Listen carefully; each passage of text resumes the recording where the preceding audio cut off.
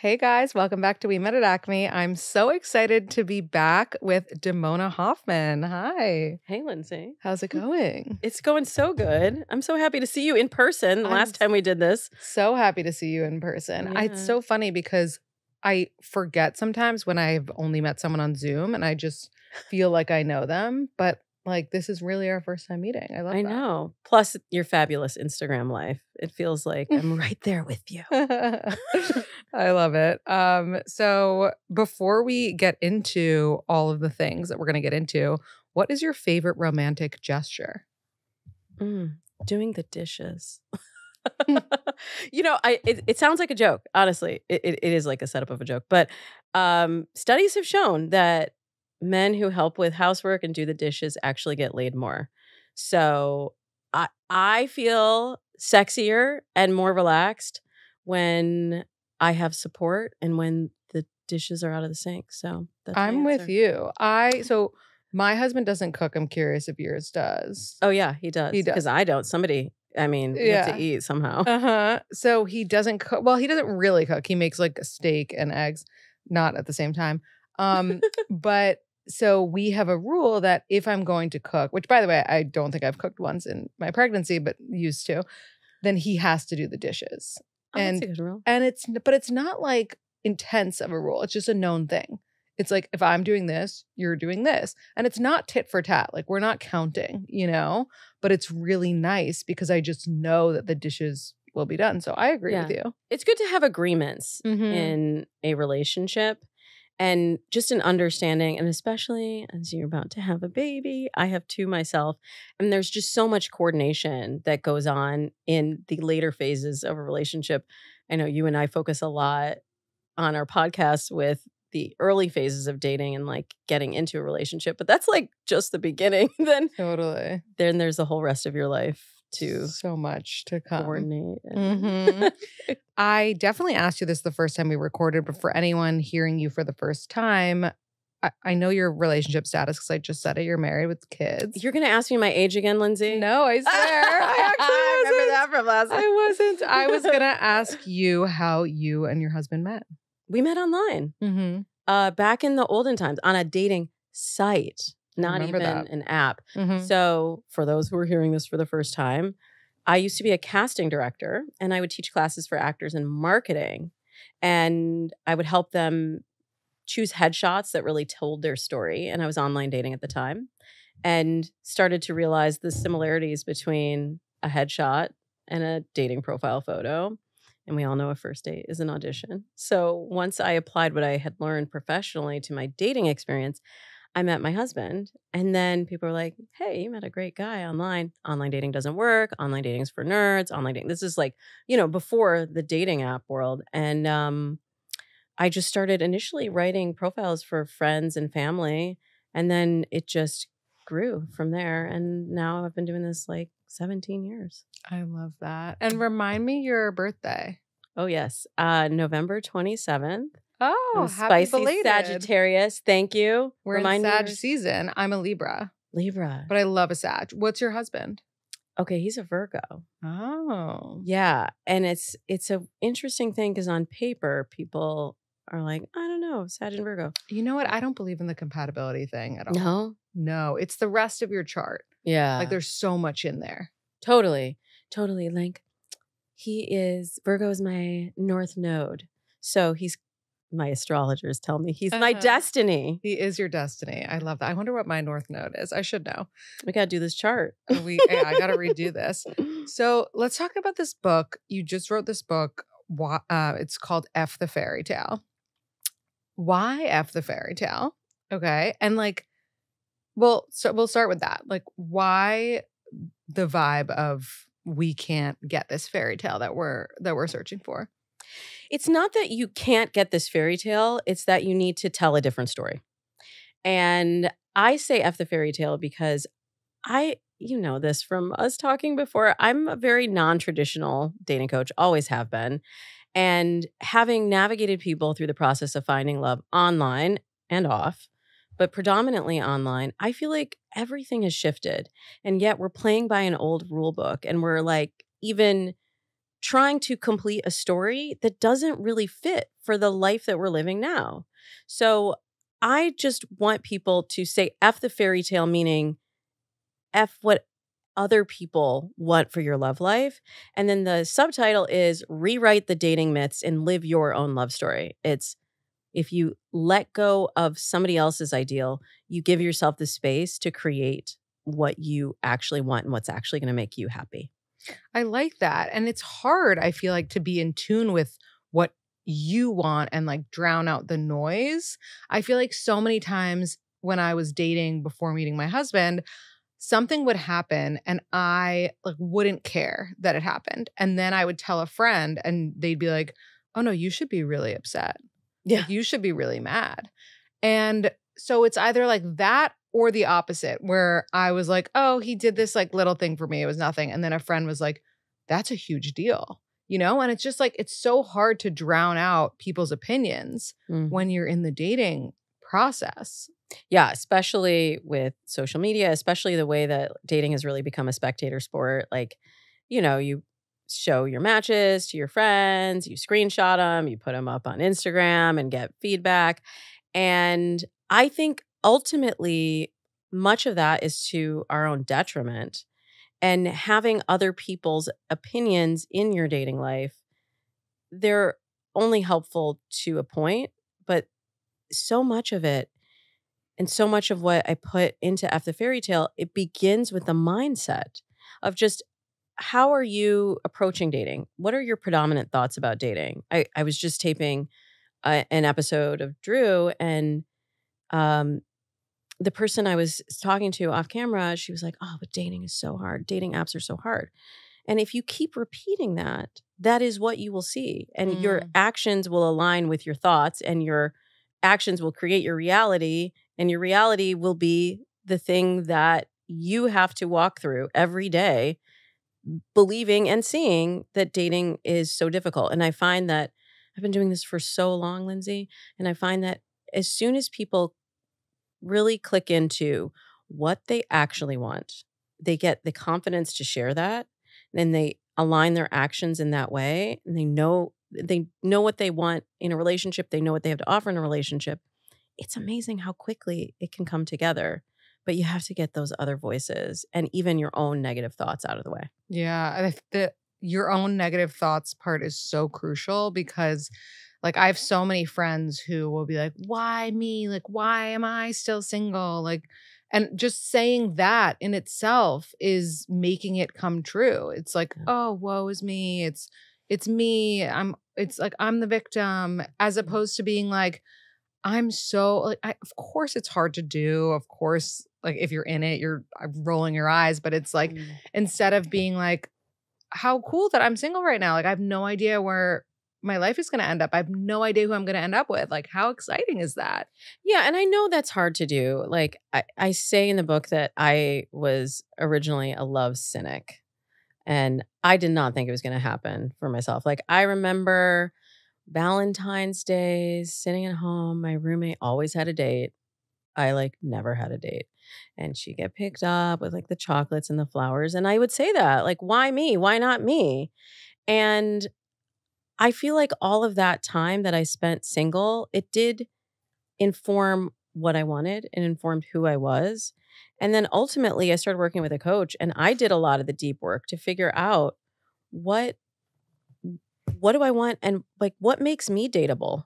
Like you got to date yourself. I know it sounds kind of corny, but I really did that process with my coach, and I would take myself out on dates. I used to see people out, dining by themselves and be like, "Oh, that's so sad. They're so sad they're by themselves." Now I like crave that time, but I had to make a practice of actually taking myself on dates, sitting there by myself, not feeling sorry for myself, feeling the confidence to know that I'm going to be okay. Whether a person comes and sits across from me at this table or not, I'm okay right now. And I'm great.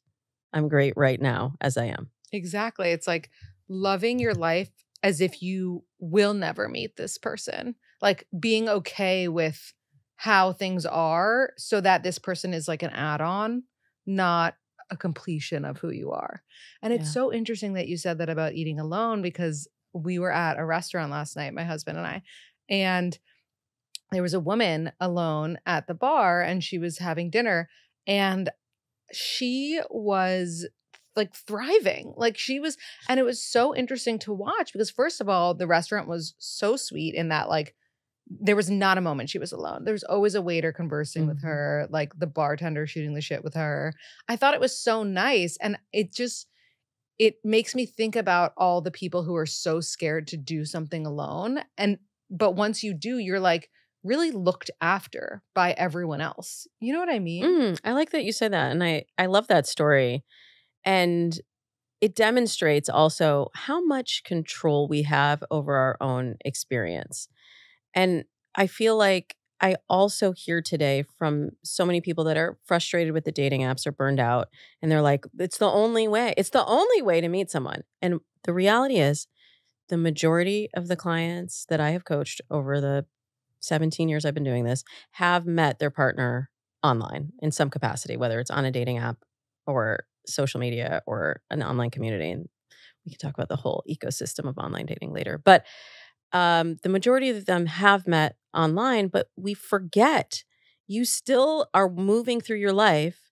And if you look up from your phone and you focus on just making a connection, like surely that woman was not going to the restaurant like, I'm going to talk to every single person and I'm going to find my husband. She's just living her life, but connecting with other humans.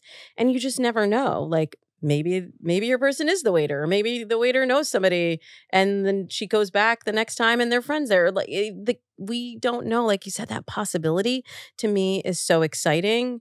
And I just try to help people create more room for those possibilities to occur. I love that. And just like also adding to that specific story, she wasn't on her phone at all. Like I didn't see her phone once. And maybe she had come intending to be on her phone, but then like struck up a conversation and like felt weird just sitting there on her phone. And it's like, if you're going to go out, if you're going to put yourself out there literally and physically, don't bring the phone into it. Like really look around. Well, I also like to like gamify it because it can feel really awkward. I know it was so uncomfortable when I started that practice. And the more that I did it, the easier it became. But if you give yourself a challenge of like, I'm not going to take out my phone, or sometimes I'll give clients a challenge when they're going to a new event and they maybe don't know anybody and they're looking to meet, just give yourself a challenge of one step from where you are right now. So maybe it's, I'm going to talk to 3 people I don't know. Or maybe it's, I'm going to like ask someone for their number or their Instagram or whatever it is that will push you a little bit beyond where, I don't even want to say comfort zone because I know it's already uncomfortable, but push yourself beyond what you would do naturally, like without the challenge. And sometimes it's just in that little stretch action that something magical occurs. I love that. And it's like, it sounds cheesy because it's like, do something every week that scares you, or how people say that. But if you actually did that, like it would be so great in a relationship, married, single, whatever. Like if I right now was like, oh shit, I haven't done something that scares me this week. And then I was like, when I leave, I'm gonna, fill in the blank, whatever it is, like that would make me feel really good. Like just because I would be leaving my comfort zone. So yeah, I do feel like there's something really special in doing all of those practices. Yeah. And so you've been a dating coach for a long time. You are now also on the Drew Barrymore Show sometimes giving her some dating advice, giving people that she brings on some great dating advice.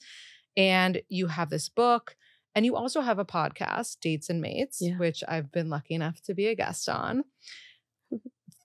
Throughout all of these things, I'm sure you've learned so much yourself too, like not only just educating others, but have learned. And one of your episodes that I recently checked out was on argument styles with Dr. Orna Guralnick from Couples Therapy. She's like the goat. Totally. The therapy goat. Totally. And I wanted to ask like what your biggest takeaway was from that episode and kind of like if you know your own partner's argument style, if it Yeah. Well, first of all, Dr. Orna, there are a lot of people that I look to for how they are helping others. And I take little pieces of everything that I've learned over the last 17 years. And I fold that in because we never know what tool is going to be helpful for someone. I just have to say, couples therapy is a masterclass. I actually watch it with my husband, and we use it as conversation starters of like, let's talk about hard things. Like, this thing happened. How would you have reacted if we said this? Or like, just getting us into a deeper conversation. So I don't want to take any credit for Dr. Orna's work, but so much of it is listening. And sometimes we feel like we need to talk more to be understood.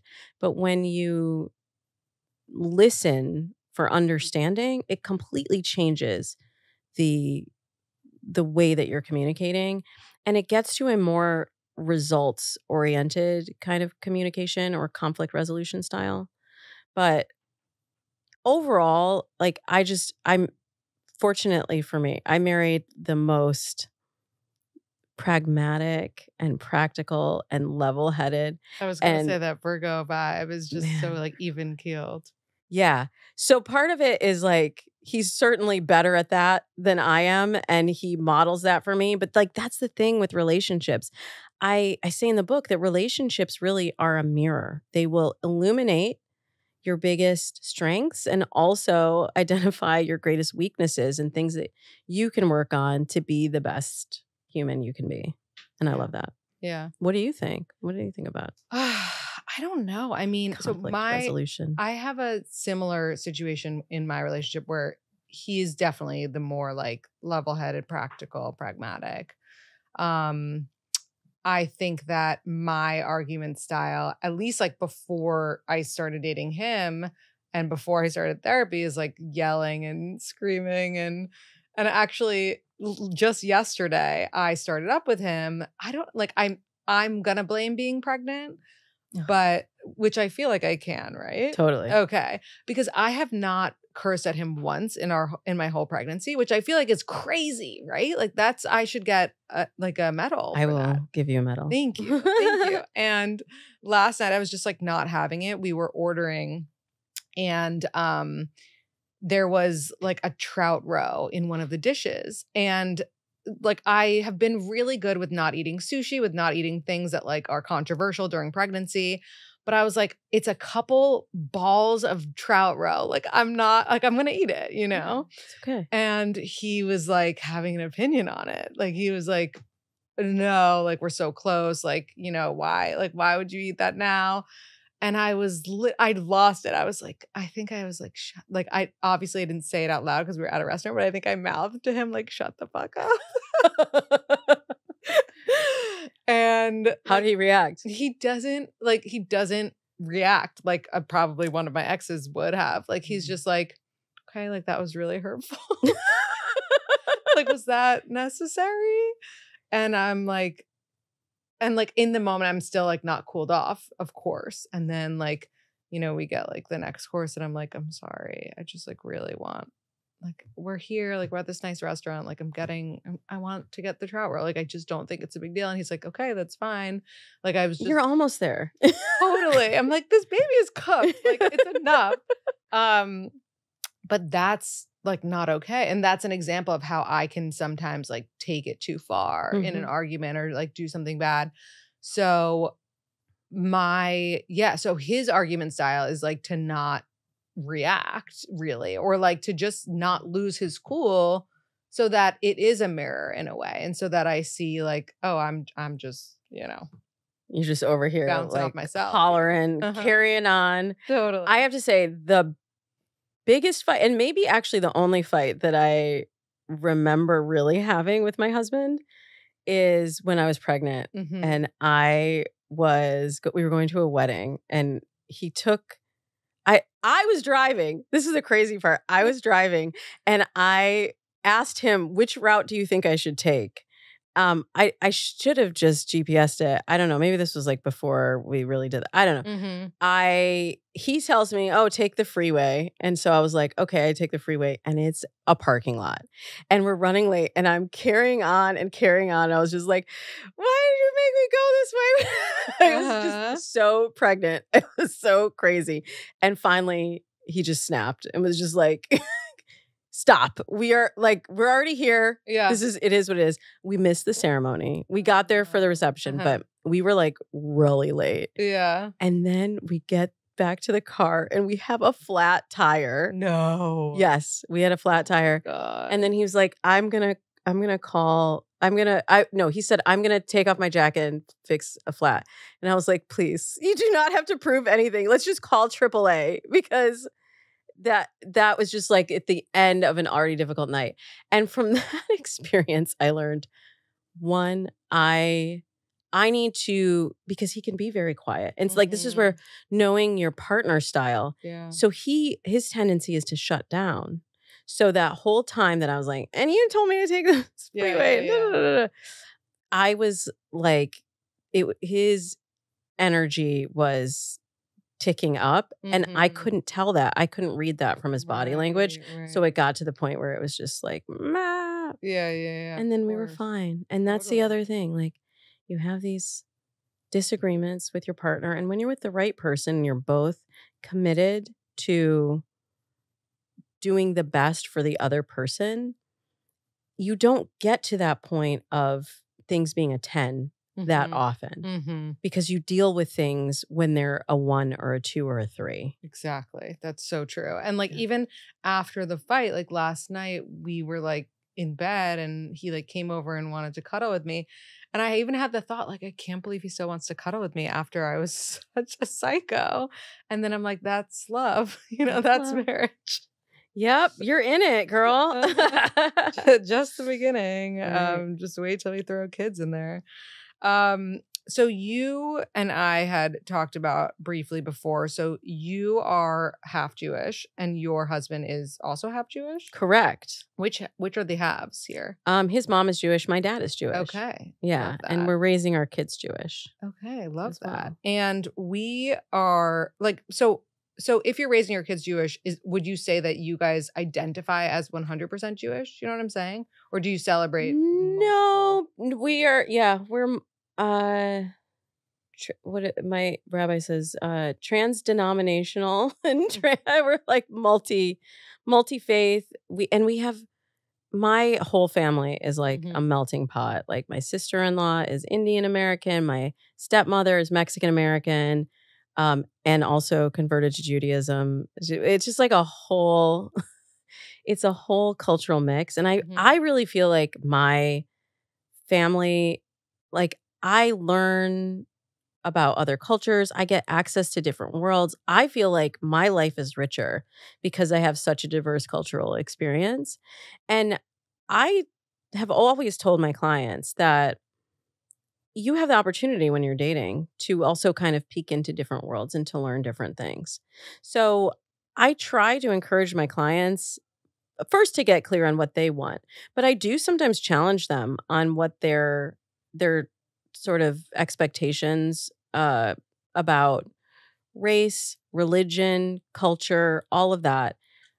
We sometimes can be very one-dimensional and very rigid, and sometimes not even know. Like, I wrote this article, I feel like we might have talked about it the last time, but I wrote this article for the Washington Post a number of years ago, actually in 2020, if you remember, June of 2020. Never forget. Busy time for a Black and Jewish dating coach. But back then I wrote an article to just ask people to examine their beliefs around race and dating, because I saw that a lot of people were hiding behind, "Oh, it's just my preference. It's my preference." Right. Whatever it is, whether it's like, "Oh, I've got to be with someone Jewish," or I never dated anyone Black, or I would never date, whatever it is, we sometimes don't examine those beliefs and we get really stuck in our own way, clinging to a particular idea around who we're supposed to be with. And something really interesting happens when you expand that and you just say, what if? And it doesn't necessarily mean that you're going to end up marrying that person or end up with them forever. But I really like dating for discovery. Yeah, I think that that's great.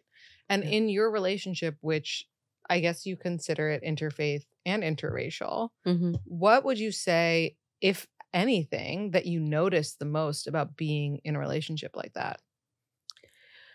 Well, certain places in the world react differently to an interracial couple. I mean, Still? oh yeah. Oh yeah. and the funny thing is, I realize the lens that I look through as a person of color is very different than the lens that my husband looks through. So there were even times where like we went somewhere in the South and nothing against the South. I love the South.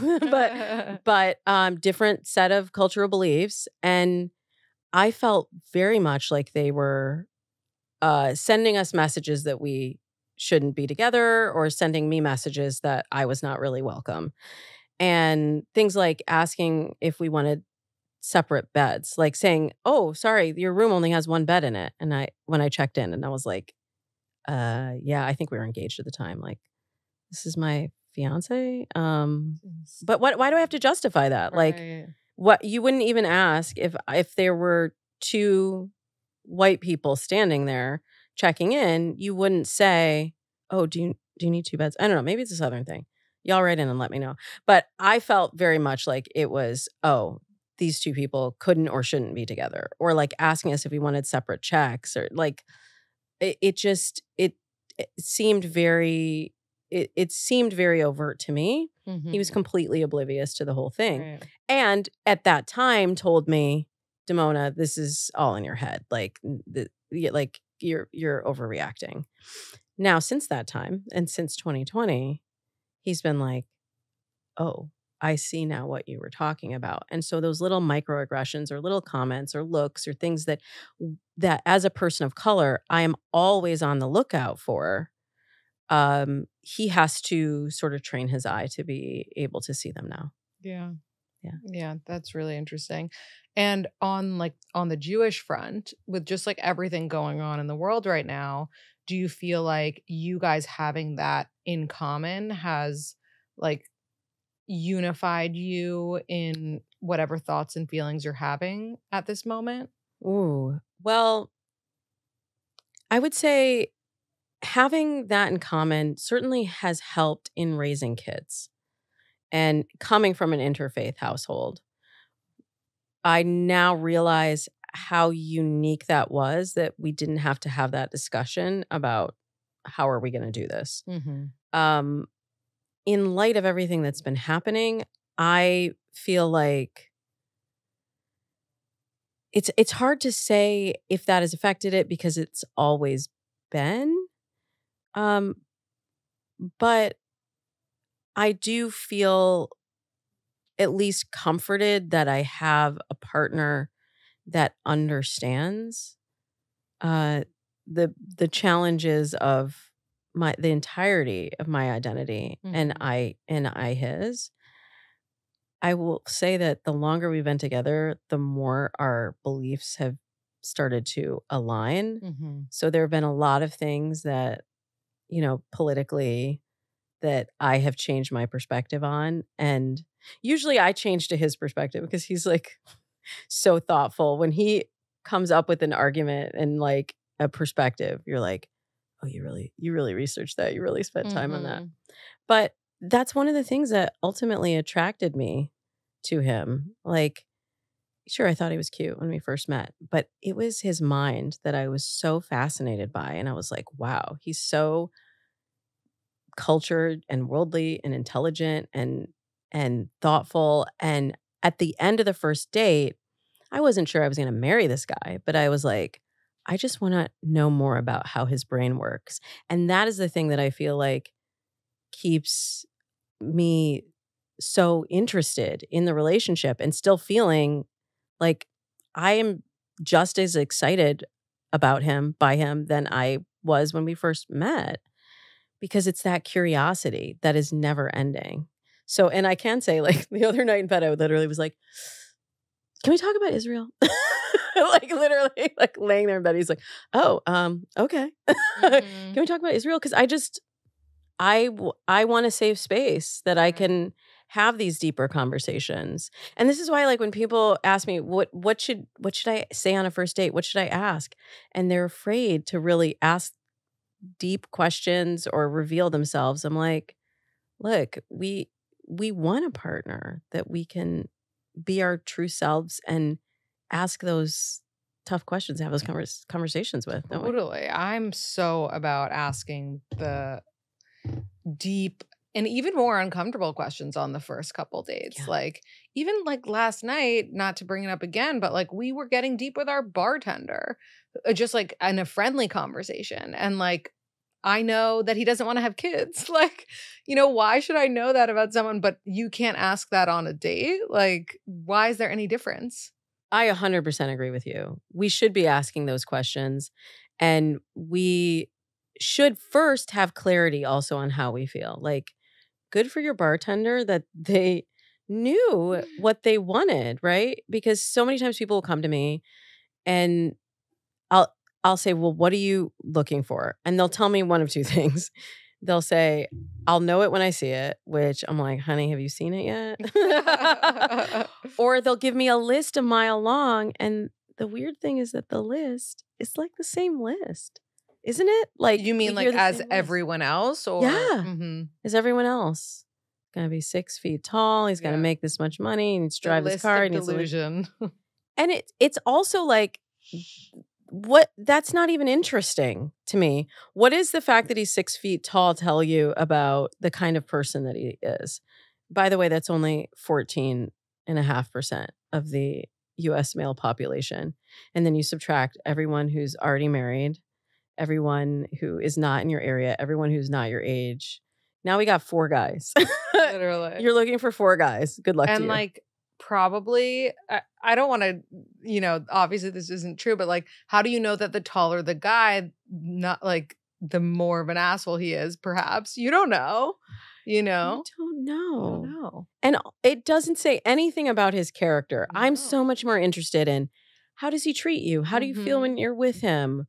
What does he inspire you to do? What does he, you know, what does he show you about yourself? Yeah. I mean, also, like, not to be shallow, but there are other things that you might not know about him. Like, maybe he's really sensual in the bedroom. Like, you know what I mean? Right. Why cross someone off? I just saw this crazy movie. What is it called? It's with that guy, Jacob Elordi. Oh my gosh. I have no idea. What is it called? Do you guys know what I'm talking about? It's about this place in England, and it's with this guy who's so handsome. His name is Jacob Elordi. He's like 6'5", and it's also with 4% of the population. Exactly. Probably less. No, actually, it's 1% for over 6'4". Okay, yeah, and all these weird. And the other guy in the movie is like 5'8", and they end up doing like a nude scene at the end, and the guy who's 5'8" has like he's just like proper stacked. Yeah, he is stacked. And it's just, my point being, you really cannot like be judging by really dumb stuff on a list. No, and it doesn't add up to compatibility. Like you said, he can be 6 feet tall and a total jerk. Totally. And you know, sometimes also the guys that are really good at dating, it's sketchy. Not as shady. It's not as sincere. Why are you so good? Why are you so good at dating? Yeah. This is not a game, sir. We're gonna play this really fun poll question game, which I definitely asked you last time. These are just rapid fire. Okay. But did we ever find what movie that was? I'm so curious. There's a couple on here. He Went That Way, Saltburn. It's Saltburn for anyone wanting to see. I didn't see that. See hot naked men. Go see it. Okay. Some questions. All right. Have you ever seen a relationship where one person masterminded it? Like they knew what they wanted early on and deliberately or subtly made things happen and work? Yes or no? Yeah. I feel like I do that all the time with my clients. I feel like I did that myself. Same. Like when I was single, I created a dating plan for myself. I talk about it in F the Fairy Tale. It was called Operation DNG, which was short for Operation Date Nice Guys. Because my boss at the time was like, I don't like these guys that you're dating. I was going out all the time. I was just not meeting the right guy. So I was like, I need somebody nice. And like, I know that has different connotations now. But at the time, it's what that meant to me. And that was my dating plan. I'm not saying everybody should have that dating plan. But my first thought when I met my husband, he walked in the door and he's like wearing his head to toe Banana Republic. I was like, oh, he looks so nice. Yeah, that's a nice guy. And yeah, and he is he's nice, but on a deeper level. So the answer to that is yes, because I got very clear on what that meant to me, and I dated by the book, by my book, not by that book, but my own book. So you can make it happen. I love it. Yep. What do you think is the more important thing in a fulfilling relationship? A sense of camaraderie based on similarities between you two, or a sense of empathy for the differences? Oh, empathy, 100%. Really? Empathy. Well, I just think we need to bring more empathy back to dating in general. Because the camaraderie, I think you can find commonality with anybody, but empathy is gold. Yeah. What do you think? You disagree? I was saying, like, my answer was the similarities, just because I feel like if I had to choose between a partner who is similar to me and a partner who is different to me, and I don't mean like culturally or religious, I literally mean like personality and as a person that I can understand a little bit, right? Like I would choose similar just because it's easier for me to relate. But I think both obviously are important. Like the things that we are different about or like have like differ on, I'd want us to have empathy for those things with each other. Yeah. The other thing with the list myth is that when you are looking at what are the similarities and what are the differences, I think we get off track. If we're looking for shared values and common goals for the future, yes, you absolutely need similarity.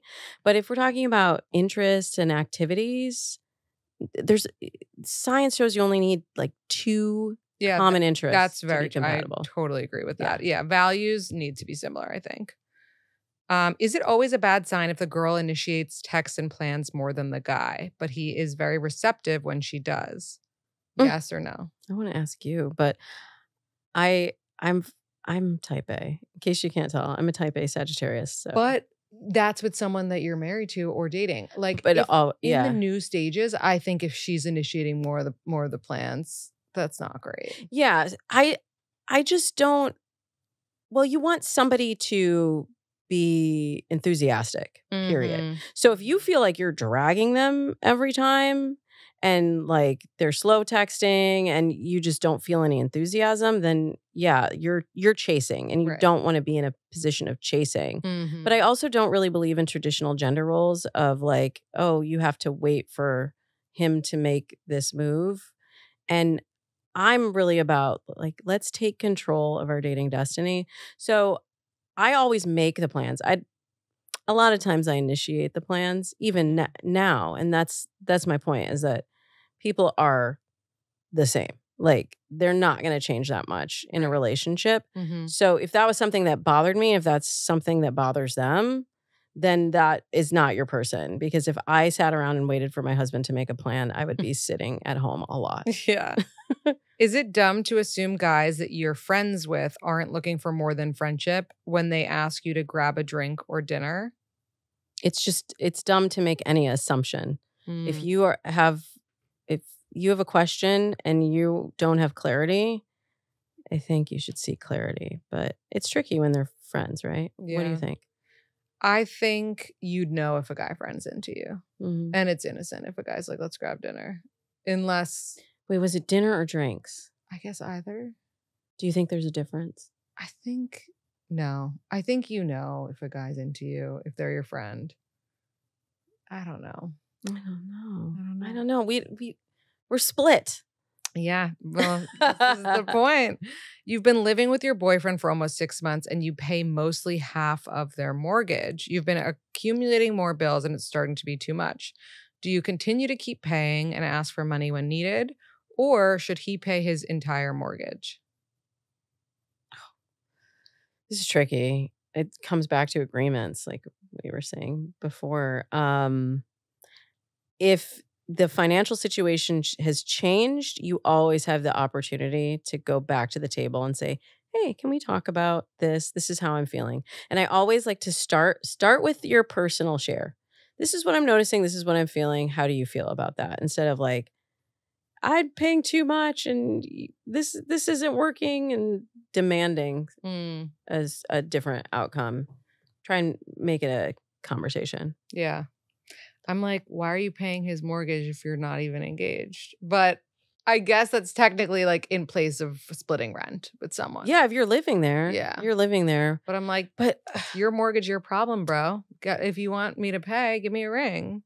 But I'm in agreement with you on that, because I feel like now there's like certain rites of passage in a relationship, and cohabitation is before marriage. Yeah. And, you know, I actually bought a house with my husband before I had a ring, which my parents thought was bananas and did not speak to me for the entire escrow period. But he proposed the night of closing because I knew it was happening. Yeah, it's different if you know. But we had a lot of conversations leading up to that point about what our expectations were. And the problem that I see with a lot of people cohabitating is that they don't have those tough conversations before.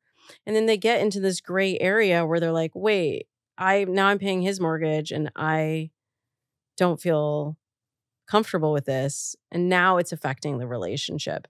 And just, you need to start, if you're going to move in or he's going to move in, you need to have that conversation of like, is this a step towards marriage, or is this like you're trying to save half of your mortgage? Right. Exactly. Yeah. You got to know. Cheapskate. No. Totally.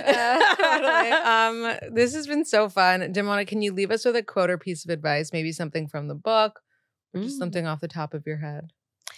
Yeah. I would say just to remember that even though dating apps have their own challenges, that ultimately this is the best time ever in history to be single. You have so much choice. You have so much opportunity at your fingertips, and it's really on you as a dater to put a framework in place that's not going to strip away your humanity and that is going to lead you to more meaningful human connections. There is a way to do it, that there is a system. I know you give tons of advice on this as well every week, but listen to Lindsey's advice, listen to Dates and Mates, read F the Fairy Tale, and then actually follow it. Because that's the thing. Like, a lot of times people will be like, oh, I heard you say that thing. But then I'm like, but if you're not doing it, you're not really listening. To understand. Yeah, you're not listening to understand. Thank you, Lindsey. You're a good listener that you brought that back. But if you're not putting it into practice, it doesn't work. You know, people will tell me, oh, I've been online dating on and off for years, you know, and it's like, if you were on for 2 weeks and then you took the app off your phone, or you didn't actually go on any dates, like you weren't actually online dating. You were online, like window shopping. Yeah. So make that your 2024 goal, if that is what you want. But also, if a relationship is not ultimately what you want, or like your waiter, like if you don't want to have kids, or you have clarity on any of this, let it be okay to be in that season of your life too. I love it. Where can everyone find you, follow you, and read F the Fairy Tale? You can find me on Instagram at Damona Hoffman. And you can get F the Fairy Tale wherever you buy your books, or go to fthefairytalebook.com. Cool. Thank you. Thank you so much, Lindsey.